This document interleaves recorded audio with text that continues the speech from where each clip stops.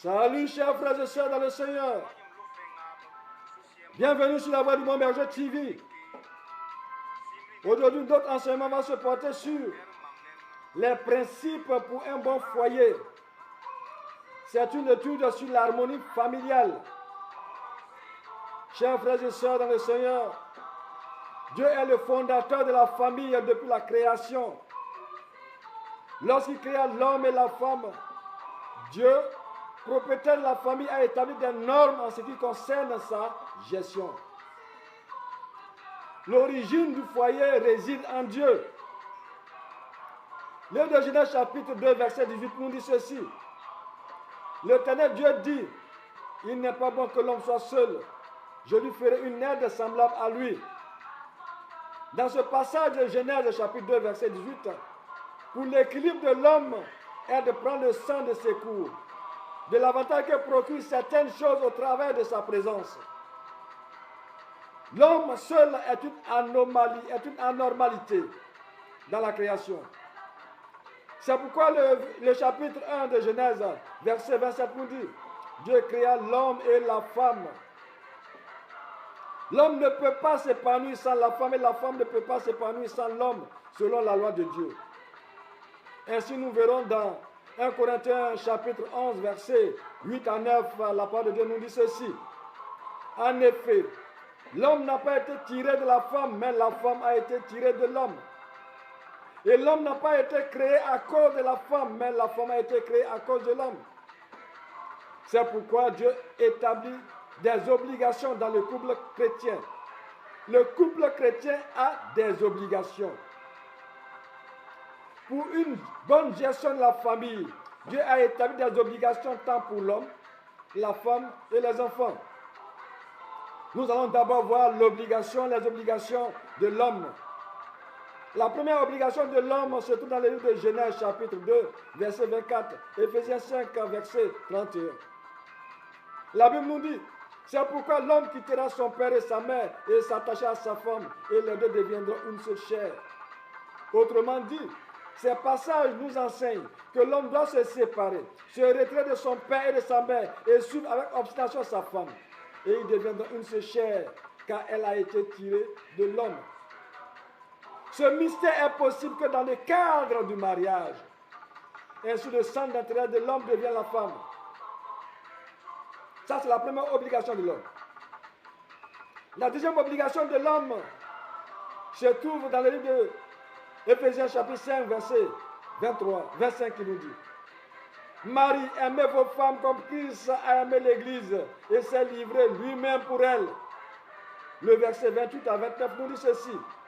C'est ainsi que les maris doivent aimer leurs femmes comme leur propre corps.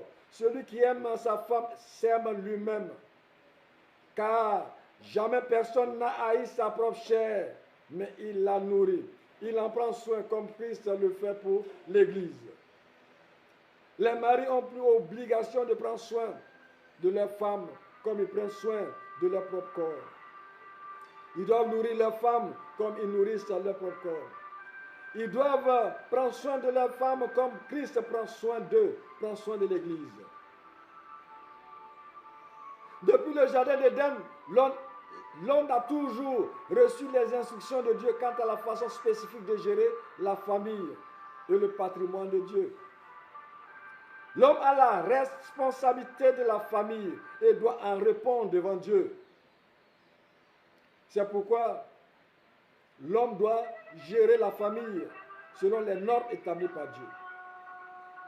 Nous allons voir maintenant les obligations de la femme. La première obligation de la femme se trouve dans le livre de Genèse chapitre 3, verset 16 qui nous dit ceci. Il dit à la femme, j'augmenterai la souffrance de tes grossesses. Tu enfanteras avec douleur et tes désirs se porteront vers ton mari, mais il dominera sur toi. La femme doit d'abord accepter de pouvoir procréer. La femme doit accepter que ses désirs se portent vers son mari et doit accepter la domination de son mari sur elle.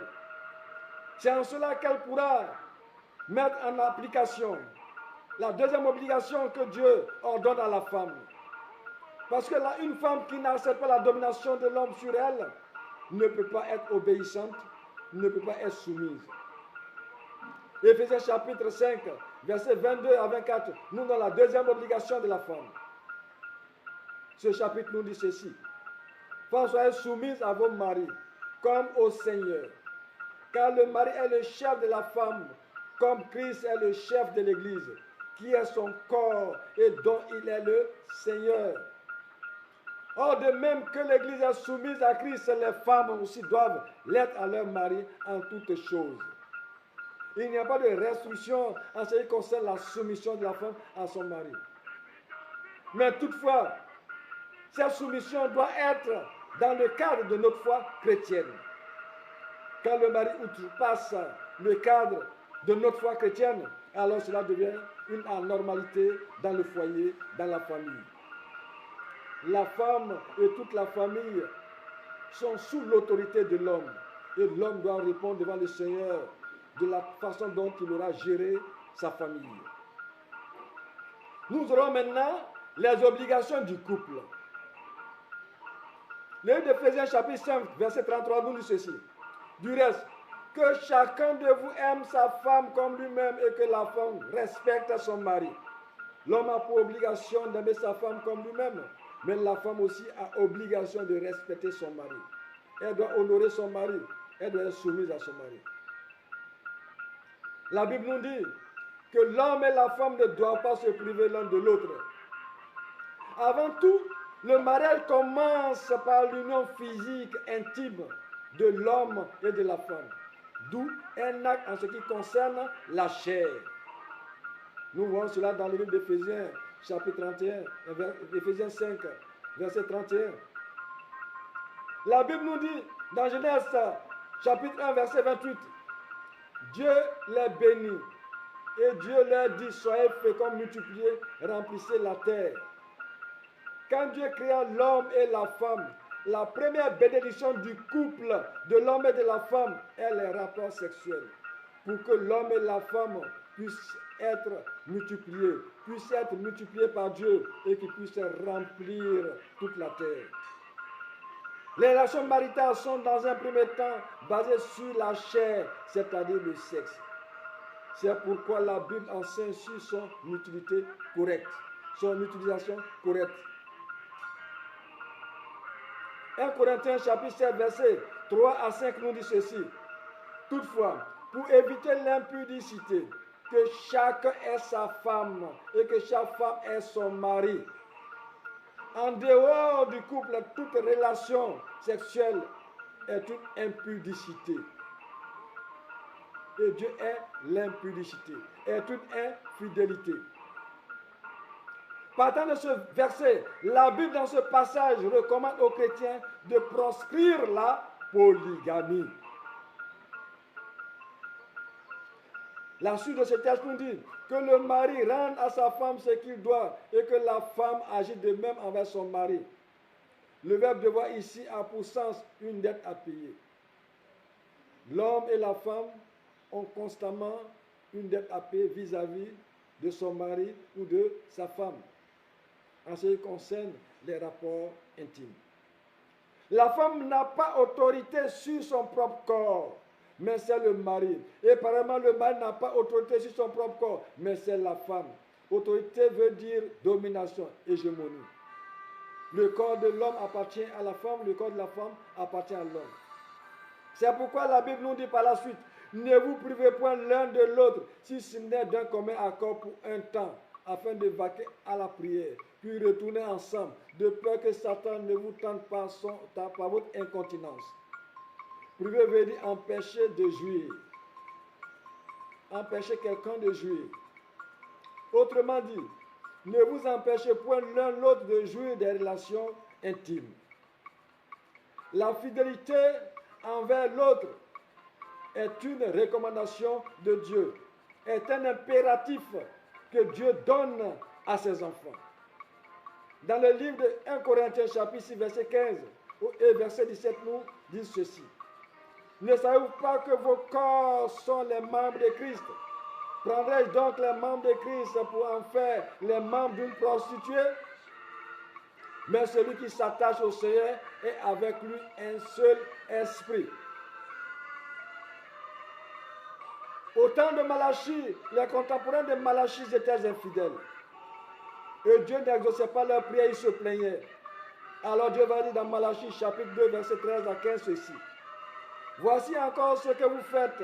Vous couvrez de larmes l'autel de l'Éternel, de pleurs et de gémissements, en sorte qu'il n'a plus égard aux offrandes et qu'il ne peut rien agréer de vos mains. Et vous dites, pourquoi? Parce que l'Éternel a été témoin en toi et la femme de ta jeunesse, à laquelle tu es infidèle, bien qu'elle soit ta compagne et la femme de ton alliance. Prenez donc garde en votre esprit et qu'aucun ne soit infidèle à la femme de sa jeunesse. La fidélité concerne aussi les finances, l'éducation, les biens matériels et la communication dans le couple. Les finances doivent être gérées de commun accord, avec transparence.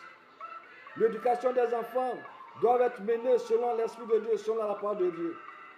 Les biens matériels sont donnés aux chrétiens, aux couples pour que ce couple s'épanouisse. Il doit aussi avoir la communication. Il doit avoir la transparence. Quand il n'y a pas de communication, quand l'un ou l'autre cache quelque chose, il y a une anomalie, il y a une anormalité. L'infidélité est une anormalité et elle produit la détresse dans le mariage, le divorce dans le mariage, des problèmes dans le mariage.